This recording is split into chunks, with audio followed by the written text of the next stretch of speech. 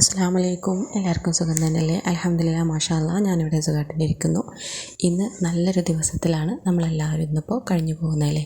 അപ്പോൾ അതിൻ്റെ കുറച്ച് നല്ല കാര്യങ്ങൾ പറയാമെന്ന് വിചാരിച്ചിട്ടാണ് ഞാനൊരു വീഡിയോ ചെയ്യാമെന്ന് വിചാരിച്ചത്. നമ്മുടെ പുണ്യമാക്കപ്പെട്ട റമദാൻ മാസം അതിൻ്റെ അവസാനത്തോടു കൂടി അടുത്തുകൊണ്ടിരിക്കുകയാണ്. വളരെ സങ്കടമായൊരു കാര്യമാണ് റമദാൻ മാസം കഴിയുക എന്നുള്ളത്. പടച്ചോന് മാത്രമേ അറിയുള്ളൂ ഇനിയിപ്പോൾ അടുത്ത വർഷം റമദാൻ മാസം നമ്മൾ ജീവിച്ചിരിപ്പുണ്ടാവുമോ ഇല്ലയോ എന്നുള്ളത് അള്ളാഹുവിന് മാത്രമേ അറിയുള്ളൂ. അപ്പോൾ ഇന്നെന്ന് പറഞ്ഞാൽ നല്ലൊരു ദിവസമാണ്, വ്യാഴാഴ്ച ദിവസമാണ്, അതുപോലെ തന്നെ വെള്ളിയാഴ്ച രാവാണ്, അതുപോലെ തന്നെ 27 നോമ്പിൻ്റെ രാവുമാണ്. ലൈലത്തുൽ ഖദ്റിൻ്റെ രാവ് പ്രതീക്ഷിച്ചിരിക്കുന്ന ഒരുപാട് പേര് നമുക്കിടയിൽ ഉണ്ടാവില്ലേ. റമദാൻ മാസത്തിലെ അവസാനത്തെ 10 ഒറ്റപ്പെട്ട രാത്രികളിലാണ് ലൈലത്തുൽ ഖദ്ർ പ്രതീക്ഷിക്കേണ്ടതെന്നൊക്കെ എല്ലാവർക്കും അറിയാം. എന്നാലും ഇന്നത്തെ ദിവസത്തിൻ്റെ പ്രത്യേകത എന്ന് പറഞ്ഞാൽ ഇന്നിപ്പോൾ വെള്ളിയാഴ്ച രാവുമാണ്, 27 രാവിൻ്റെ ഒരു പുണ്യമാക്കപ്പെട്ട ദിവസമാണ്. ഇതുപോലൊരു ദിവസം ഇനി നമ്മുടെ ജീവിതത്തിൽ ഉണ്ടാവുമെന്ന് നമുക്ക് ഒരിക്കലും പറയാനായിട്ട് പറ്റില്ല. അപ്പോൾ ഒരിക്കലും ആരും ഇന്നത്തെ ഒരു ദിവസം നമ്മൾ പൂർണ്ണമായിട്ട് ഇബാദത്തിന് വേണ്ടി ചിലവഴിക്കുക. കുറച്ച് സമയം ഉറങ്ങി എണീറ്റതിന് ശേഷം, അതായത് നമ്മൾ നോമ്പൊക്കെ തുറന്ന് ഇശായൊക്കെ നമസ്കരിച്ച് തറാവിയൊക്കെ നമസ്കരിച്ചതിന് ശേഷം കുറച്ച് സമയം ഒന്ന് ഉറങ്ങാതിരിക്കാൻ പറ്റാത്ത ആൾക്കാർക്കാണ് കേട്ടോ ഞാൻ പറയുന്നത്. ഉറങ്ങി എണീറ്റതിന് ശേഷം നമ്മൾ അത്താഴത്തിന് എണീക്കുന്ന ടൈം ആവുന്നത് വരെ എല്ലാവരും ദിക്ർ ചെല്ലാനും അതുപോലെ തന്നെ തൗബ ചെല്ലാനും നമുക്ക് എന്താണോ നമുക്ക് വേണ്ടത് അത് നമ്മൾ ചെയ്യാനായിട്ട് ശ്രമിക്കുക. ഇപ്പോൾ ഓരോരുത്തർക്ക് ഒരുപാട് ആവശ്യങ്ങൾ നിറവേറാനുണ്ടാവും, ഒരുപാട് കാര്യങ്ങൾ പടച്ചവനോട് ദുആ ചെയ്യാനുണ്ടാവും.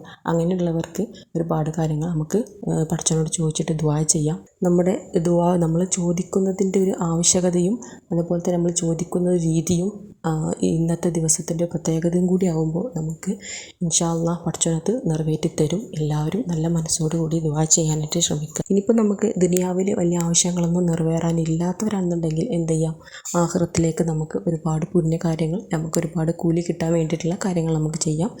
പരിശുദ്ധമാക്കപ്പെട്ട ഖുർആൻ ഓതാം, ദിക്ർ ചൊല്ലാം. മുഹമ്മദ് മുസ്തഫ നബി തങ്ങളുടെ പേരിൽ സ്വല്ലല്ലാഹു അലൈഹി വസല്ലം നബി തങ്ങളുടെ പേരിൽ നമുക്ക് സ്വലാത്ത് ചൊല്ലാം. അതുപോലെ തന്നെ നമ്മളിൽ നിന്നും മരിച്ചുപോയ നമ്മുടെ കുടുംബങ്ങൾക്ക് വേണ്ടിയും നമുക്ക് ഈ ഒരു ദിവസത്തിൽ ദുആ ചെയ്യാം. ഒരിക്കലും അവരെ നമ്മൾ മറക്കരുത്. നമ്മളൊക്കെ നന്നായി കാണണമെന്ന് ആഗ്രഹിച്ച നമ്മുടെ വല്യപ്പമാരൊക്കെ ഉണ്ടാവില്ലേ, ഉമ്മാൻ്റെയും ഉപ്പാൻ്റെയും കുടുംബത്തിൽ നിന്നുള്ളവരും അതുപോലെ തന്നെ നമ്മളെ മരണപ്പെട്ടു പോയവർ എല്ലാവർക്കും വേണ്ടിയിട്ട് നമ്മൾ ദുആ ചെയ്യുക. അതുപോലെ തന്നെ മരണപ്പെട്ടു പോയ മറ്റ് മുഅ്മിനീങ്ങളായ ജനങ്ങൾക്ക് വേണ്ടിയിട്ട് ദുആ ചെയ്യാൻ മറക്കരുത്. അവരുടെ പാപങ്ങൾ പുറത്തു കൊടുക്കാനും നമ്മുടെ പാപങ്ങൾ പുറത്തു കൊടുക്കാനും അവരെയും നമ്മയും ജന്നാത്തുൽ ഫിർദൗസിൽ ഒരുമിച്ച് കൂട്ടാനും വേണ്ടിയിട്ടും ദുആ ചെയ്യുക. ഒരുപാട് പാപങ്ങൾ നമ്മൾ ചെയ്തിട്ടുണ്ടെന്ന് നമുക്ക് തോന്നുകയെന്നുണ്ടെങ്കിൽ തൗബ ചെല്ലാനും ആരും മറക്കരുത്. ആത്മാർത്ഥമായിട്ട് തന്നെ തൗബ ചെല്ലാനായിട്ട് ശ്രമിക്കുക. പിന്നെ നമ്മൾക്ക് ഒരുപാട് നിസ്കാരങ്ങൾ ഖളായി പോയിട്ടുണ്ടെന്നുണ്ടെങ്കിൽ ഈ ഒരു അവസരത്തിൽ നമുക്ക് നിസ്കാരങ്ങൾ ഖളാ വീട്ടാനായിട്ട് നോക്കാം. എല്ലാം കൂടി നമുക്ക് ഒരുമിച്ച് നിസ്കരിക്കാനായിട്ട് പറ്റുന്നുണ്ടാവില്ല. പറ്റുന്ന തരത്തിൽ ഒരു 5 അല്ലെങ്കിൽ 10 ഫർള് നിസ്കാരങ്ങൾ ഖളാ വീട്ടാനായിട്ടെങ്കിലും ശ്രമിക്കുക. പിന്നെ ഏറ്റവും പ്രധാനപ്പെട്ടതാണ് നമ്മുടെ പാവപ്പെട്ട മുസ്ലിം സഹോദരന്മാർ, അതുപോലെ തന്നെ ചെറിയ കുഞ്ഞു മക്കളാണ് ഫലസ്തീനിൽ മരണപ്പെട്ടുകൊണ്ടിരിക്കുന്നത്. അവർക്ക് വേണ്ടിയിട്ട് എൻ്റെ ഈ വീഡിയോ അല്ലെങ്കിൽ എൻ്റെ ഈ ശബ്ദം കേൾക്കുന്ന സഹോദരന്മാർ ഒരിക്കലും അവർക്ക് വേണ്ടി പ്രാർത്ഥിക്കാനായിട്ട് മറന്നു പോകരുത്. നിങ്ങളുടെ എല്ലാ ദിവസത്തെയും നിങ്ങളുടെ പ്രാർത്ഥനയിൽ നിങ്ങൾ ഉൾപ്പെടുത്തുക. പ്രത്യേകിച്ച് ഇന്നത്തെ പ്രാർത്ഥനയിൽ നിങ്ങൾ കൂടുതൽ ഉൾപ്പെടുത്താനായിട്ട് ശ്രമിക്കുക. അവരുടെ അവസ്ഥയൊക്കെ കാണുമ്പോഴും നമ്മൾ കേൾക്കുമ്പോഴൊക്കെ നമ്മളൊക്കെ എത്രയോ നല്ല സ്വർഗത്തിലാണ്, നമ്മളിപ്പോൾ ഭൂമിയിൽ എത്രയോ നല്ല സ്വർഗത്തിലാണ് നമ്മൾ ജീവിച്ചുകൊണ്ടിരിക്കുന്നത്. അവർ അനുഭവിക്കുന്ന ഓരോ പ്രയാസങ്ങൾ, ബുദ്ധിമുട്ടുകൾ, യുദ്ധത്തിൻ്റെ ഓരോരോ ഇടങ്ങേറുകളൊന്നും നമുക്ക് എന്താ പറയുക, നമുക്ക് വാക്കുകൾ കൊണ്ട് പറയാനായിട്ട് കഴിയില്ല. അവർ അനുഭവിക്കുന്ന ഓരോ ബുദ്ധിമുട്ടുകൾ. അപ്പോൾ നമുക്കാണെങ്കിൽ അവരെ സഹായിക്കാനും പറ്റുന്നില്ല. നമുക്ക് ചെയ്യാൻ പറ്റുന്ന ഏക കാര്യമേ ഉള്ളൂ, അവർക്ക് വേണ്ടിയിട്ട് പടച്ച റബ്ബിനോട് ആത്മാർത്ഥമായിട്ട് കൈകൾ ഉയർത്തി കരഞ്ഞിട്ട് തന്നെ നമ്മൾ പ്രാർത്ഥിക്കുക. അത് മാത്രമേ ഇപ്പോൾ നമ്മളെ കൊണ്ട് ചെയ്യാൻ പറ്റുന്നതായിട്ടുള്ളൂ. പിന്നെ ഇന്നത്തെ കാലത്ത് എന്ന് പറഞ്ഞാൽ ജീവിച്ചു പോകാൻ, അതായത് മുസ്ലിങ്ങൾക്ക് ജീവിച്ചു പോകാൻ വളരെ പ്രയാസമാണ്. നമ്മളെ നാട്ടിലിപ്പോൾ ഈ ഒരു 27 രാവിൻ്റെ ദിവസത്തിലാണ് പല സിനിമകൾ റിലീസാവുന്നതും. അപ്പോൾ അതിന് വേണ്ടിയിട്ട് ആൾക്കാർ അലാറം വെച്ച് എണീറ്റിട്ട് സിനിമ ടിക്കറ്റിന് വേണ്ടിയിട്ട് തിരക്ക് കൂടാനും സിനിമ കാണാനൊക്കെ ഭയങ്കരമായിട്ട് ഉത്സാഹം. നമ്മളിപ്പോൾ യൂട്യൂബ് തുറന്നാൽ അത് തന്നെ കാണാനുള്ളൂ ഇന്നൊക്കെ യൂട്യൂബ് തുറന്ന് നോക്കിയാൽ. അപ്പോൾ അതിൻ്റെ കാര്യങ്ങൾക്ക് വേണ്ടി ദയവ് ചെയ്ത് ഈ റമദാൻ മാസത്തിൽ നിങ്ങൾ പോകരുത് എന്നുള്ളൊരു അപേക്ഷ ഞാൻ പറയുകയാണ്. നമ്മുടെ ആൺമക്കളൊക്കെ ഉണ്ടാവും, വേറെ എന്തെങ്കിലുമൊക്കെ പേര് പറഞ്ഞിട്ട് സിനിമക്ക് പോകാൻ ആഗ്രഹിക്കുന്നവരുണ്ടാവും. അപ്പോൾ അവരോടൊക്കെ നല്ല നിലയിൽ തന്നെ ഉപദേശിച്ച് കൊടുക്കുക.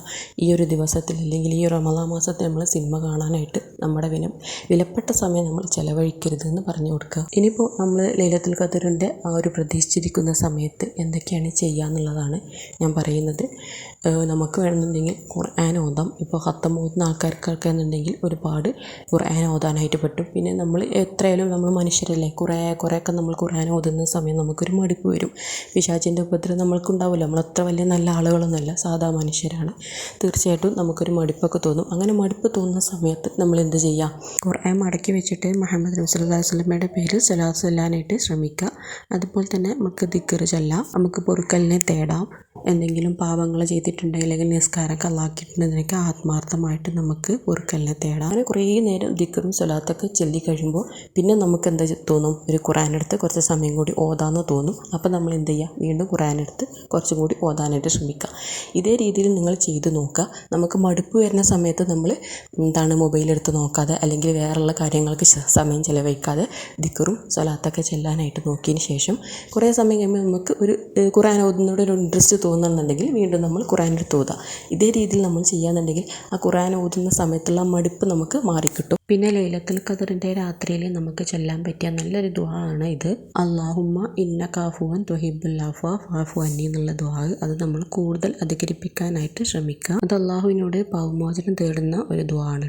അപ്പോൾ ഇതേ രീതിയിലൊന്ന് ട്രൈ ചെയ്ത് നോക്കട്ടോ. പിന്നെ എന്ന് പറഞ്ഞാൽ ഈ ഒരു ദിവസത്തിൻ്റെ പ്രത്യേകത ഞാൻ നിങ്ങൾക്ക് പറഞ്ഞു തരേണ്ട ആവശ്യമില്ലല്ലോ. 1000 മാസത്തേക്കാൾ കൂലി കിട്ടുന്ന ഒരു സമയമാണ്. 1000 മാസം എന്ന് പറഞ്ഞാൽ ഏകദേശം ഒരു 83 വർഷം എന്നാണ് കേട്ടോ.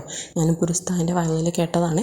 83 വർഷമൊക്കെ നമ്മൾ ജീവിച്ചിരിപ്പുണ്ടോ എന്ന് നമുക്ക് ഒരു ഉറപ്പില്ല. അപ്പോൾ ഇനിയിപ്പോൾ 83 വർഷം നമ്മൾ ജീവിച്ചിരുന്നാലും ആ ഒരു ജീവിച്ചിരുന്ന വർഷം മുഴുവൻ നമുക്ക് പ്രതിഫലം വാങ്ങാനോ അല്ലെങ്കിൽ നല്ല കാര്യങ്ങൾ ചെയ്യാൻ പറ്റുമോ എന്നുള്ളത് നമുക്ക് ഉറപ്പിച്ച് പറയാനായിട്ട് പറ്റില്ല. പക്ഷേ ഏതെങ്കിലും റമളാൻ മാസത്തിൽ ഒരു ലൈലത്തുൽ ഖദർ നമുക്ക് കിട്ടുകയാണെന്നുണ്ടെങ്കിൽ നിങ്ങളൊന്ന് ആലോചിച്ച് നോക്കുകയാണെങ്കിൽ 1000 മാസത്തേക്കാൾ പ്രതിഫലമുള്ള ഒരു ദിവസം നമുക്ക് കിട്ടുകയാണെന്നുണ്ടെങ്കിൽ നമ്മളെ ജീവിതം തന്നെ ധന്യമായി എന്ന് പറയുന്നത് പോലെ ആയില്ല അത്.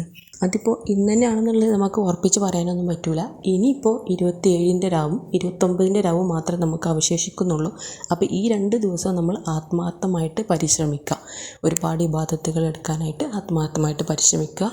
അല്ലെങ്കിൽ ഇന്നിപ്പോൾ ലൈലത്തുൽ ഖദറിൻ്റെ സമയമല്ല എന്നുണ്ടെങ്കിൽ നമ്മൾ ചെയ്യുന്നതിന് അള്ളാഹു എന്തായാലും നമുക്ക് പ്രതിഫലം നൽകുമല്ലോ. അപ്പോൾ നമ്മൾ ചെയ്യുന്ന കാര്യം പാഴായി പോകുക എന്നുള്ളൊരു തോന്നലൊന്നും നമുക്ക് തോന്നേണ്ട ഒരു ആവശ്യമില്ല.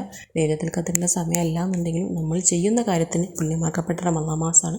അതുകൊണ്ട് എന്തായാലും പ്രതിഫലം ഉണ്ടാവും. പിന്നെ ഞാനൊരു കാര്യം കൂടി നിങ്ങളോട് പറയുകയാണ്. ഞാനിത് എവിടെയും കേട്ടിട്ടില്ല, പക്ഷേ ഞാൻ പറഞ്ഞു തരാണ്. നമ്മൾ എന്ത് കാര്യം ചെയ്യുമ്പോഴും നന്നായിട്ട് നമ്മുടെ മനസ്സുകൊണ്ട് നിയ്യത്ത് വെച്ചാൽ കുറച്ചും കൂടി നമുക്ക് പ്രതിഫലം കിട്ടും. ഇപ്പോൾ നമ്മൾ എല്ലാ കാര്യത്തിനും നമ്മൾ ഉളുവിന്, അതുപോലെ തന്നെ നമ്മൾ അത്താഴത്തിൻ്റെ ഭക്ഷണം കഴിക്കുമ്പോഴേക്ക് അത്താഴത്തിൻ്റെ സുന്നത്തിനെ ഞാൻ എടുക്കുന്നു നിയ്യത്ത് വെച്ചാൽ ഒരു സുന്നത്ത് നമുക്ക് കിട്ടിയെന്നാണല്ലോ. അപ്പോൾ നമ്മൾ ലൈലത്തുൽ ഖദറിൻ്റെ സമയത്ത് കൂലിയെടുക്കുന്ന ആ ഒരു സമയമുണ്ട്. നമ്മൾ ഇബാദത്ത് ചെയ്യാൻ തുടങ്ങുന്നതിന് മുമ്പായിട്ട് വുളു എടുത്തതിന് ശേഷം നമ്മളിങ്ങനെ നിയ്യത്ത് വെക്കുക. ലൈലത്തുൽ ഖദറിൻ്റെ പുണ്യമാക്കപ്പെട്ട സമയത്ത് ഞാൻ ചെയ്യുന്ന ഇബാദത്തുകൾക്ക് നീ അർഹമായ പ്രതിഫലം നൽകണേന്ന് നിയ്യത്ത് വെക്കുക. നമ്മൾ മനസ്സോട് നിയ്യത്ത് വെക്കുകയാണെന്നെങ്കിൽ ഒന്നും കൂടെ നന്നാവും. നീ അതിന് പ്രത്യേകമായിട്ട് നിയ്യത്തുണ്ടോ എന്ന് എനിക്കറിയില്ല കേട്ടോ.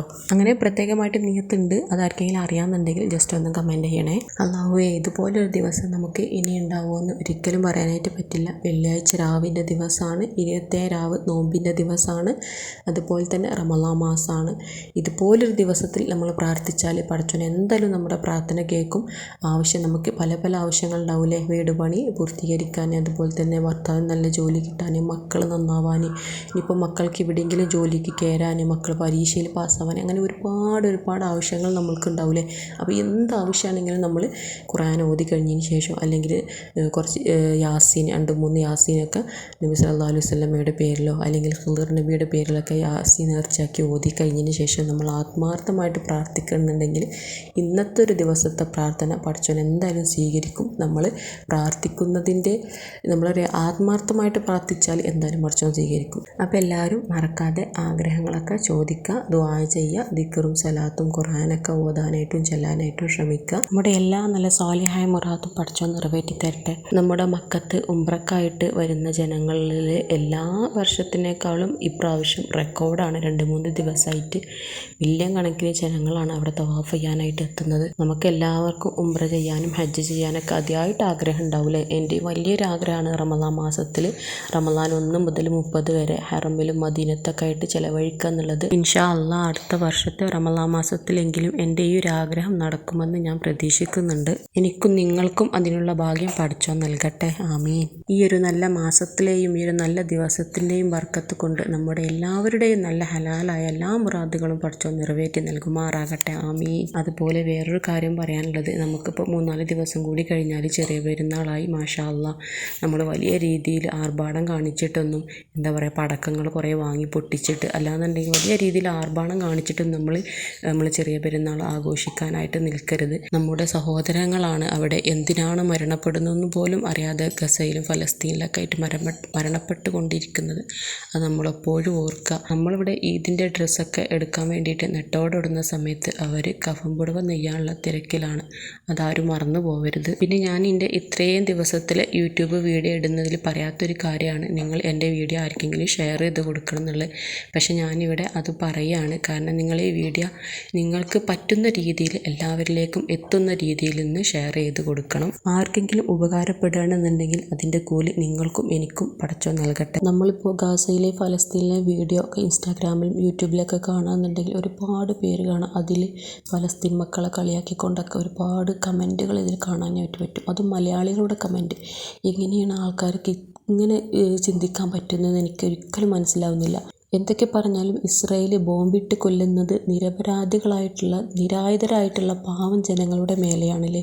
പിന്നെ എന്തിനാണാവോ ആ ജനങ്ങൾ ഇങ്ങനെ കുറ്റം പറഞ്ഞുകൊണ്ട് കമൻ്റ് ഇട്ട് രസിക്കുന്നത് എത്ര ആലോചിച്ചിട്ടും മനസ്സിലാകുന്നില്ല. അപ്പോൾ നമ്മളെല്ലാവരും ശ്രദ്ധിക്കേണ്ടത് അങ്ങനെ ഒരു ജനവിഭാഗം നമുക്ക് ചുറ്റുമുണ്ട് എന്നാണ്. ചോരയൊലിപ്പിച്ച് മുറിവേറ്റ് മരണപ്പെട്ട് കിടക്കുന്ന പിഞ്ചു മക്കളുടെ വീഡിയോക്ക് താഴേക്ക് പോലും ഇതേ രീതിയിൽ കമൻറ്റ് ചെയ്യാൻ പറ്റുകയാണെന്നുണ്ടെങ്കിൽ അവരുടെയൊക്കെ ഒരു മാനസികാവസ്ഥ ഒന്ന് ആലോചിച്ച് നോക്കി. അത്രക്കും മുസ്ലിങ്ങളോട് വെറുപ്പും വിദ്വേഷവും വെച്ച് പുലർത്തുന്നുണ്ട്, അതും മലയാളികളായിട്ടുള്ള ഒരു കൂട്ടം ജനങ്ങൾ ആലോചിക്കുമ്പോൾ ശരിക്കും പറഞ്ഞാൽ പേടി തോന്നുകയാണ്. വേറൊന്നുമില്ല, എന്തിനാണ് ഇത്ര വെറുപ്പ് ഫലസ്തീനികളോട് ഗാസരോടൊന്നും ചിന്തിച്ചാൽ വേറൊന്നുമില്ല, അവർ മുസ്ലിങ്ങളാണ്, അത്രയേ ഉള്ളൂ. അപ്പോൾ മുസ്ലിങ്ങളോടാണ് അത്രയ്ക്കും ദേഷ്യവും വെറുപ്പുള്ളത്. അത്തരം ജനങ്ങളിൽ നിന്നും പടച്ച റബ്ബ് നമ്മളെ കാത്തുരക്ഷിക്കട്ടെ. ഇത്രയേറെ അടിച്ചമർത്തപ്പെട്ടിട്ടും അവിടുത്തെ കുഞ്ഞു മക്കളടക്കമുള്ള ജനങ്ങളുടെ ഈമാൻ അത് പറഞ്ഞറിയിക്കാനായിട്ട് പറ്റില്ല. നമ്മളെ കൊണ്ടൊന്നും പറ്റുമെന്ന് തന്നെ അത്ഭുതമാണ് അവരുടെ ഈമാനിൻ്റെ ശക്തി കാണുമ്പോൾ. ഫലസ്തീനിലെ ഓരോ വീഡിയോ കാണുമ്പോഴും നിസ്സാവസ്ഥയിൽ നിന്ന് പോകണം. നമുക്കൊന്നും ചെയ്യാനായിട്ട് പറ്റില്ല.